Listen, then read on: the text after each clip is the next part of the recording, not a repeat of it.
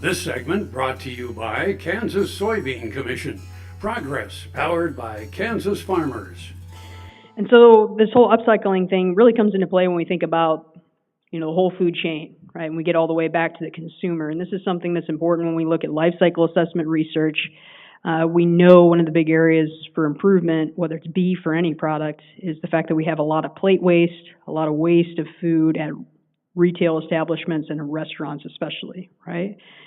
So this is just information, 2010 estimates from the USDA of how much food is wasted at the retail level or at the consumer level in those different product categories.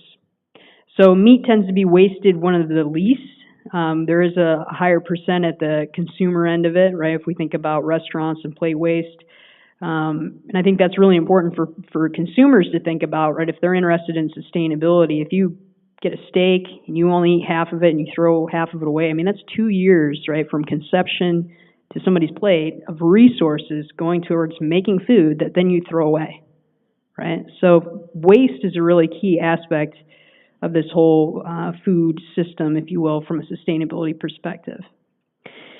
It's a big economic and environmental cost too, right? So these are again estimates from the EPA and the USDA of how much it costs, right? And these are kind of hidden costs, of course, right? People are buying food that they're not actually consuming, but it does add up. It's about $2,500 per average household is spent on food that then people never eat, right? So that's a lot of money that gets wasted, again, that's nourishing nobody.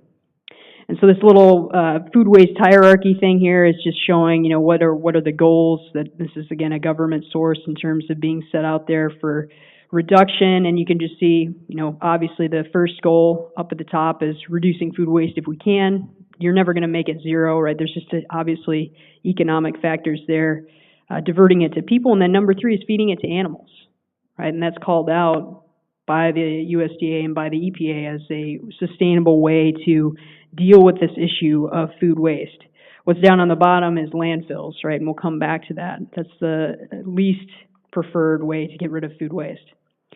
Things like carrot waste, tomato pumice, citrus pulp, right? There's all these different byproducts that are out there that are available and are used by the livestock industries. And obviously they're highly localized. Usually these are low dry matter, right? High bulky feeds that are not going to go that far, but they are very localized and used by livestock.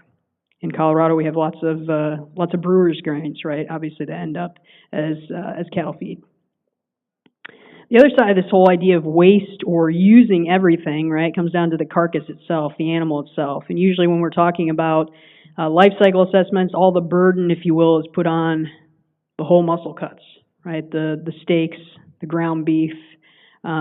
But we have all the offal products as well, right? Obviously, all the variety meats that are listed here on the screen, which are important, especially for exports, of course, in terms of value for the U.S. beef industry. But then we have all those inedible offal pieces as well, right? Things that essentially make it really hard if you were going to truly be a vegan in a society, right? Because cow products are everywhere, right? From Jell-O to confectionery products, to pharmaceuticals, right? So there's so many different components that come from cattle that, again, we typically ignore in a lot of these life cycle assessments or discussions about how sustainable the U.S. beef industry is. And I would argue, again, this is another example of upcycling or extracting as much possible value out of something as we can. So coming back to this food waste issue, I think it's important to point out, I showed that upside down triangle and the landfills at the bottom. The reason this is important is because a lot of the attention that we get in the beef cattle industry is about methane emissions, right?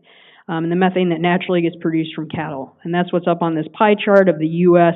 breakdown. This is just the breakdown of methane emissions. So this is not total U.S. greenhouse gas emissions, but just methane emissions. And if you're not familiar, methane is a greenhouse gas. That's why people are so concerned about it.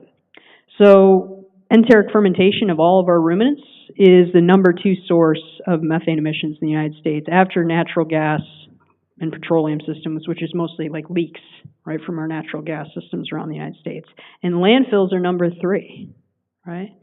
So the reason I put this up here, and you all can read on the screen there, essentially, One of the big sources of organic material that goes into landfills that drives this process of making methane is food waste, right? So again, if we think about the whole system, it's super important to not forget the consumer end of how that affects all the impacts in this whole thing. Closed captioning brought to you by Ag Promo Source.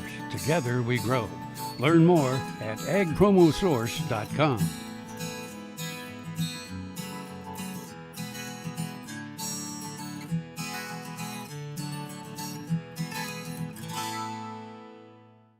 Watch Ag AM in Kansas online at agaminkansas.com.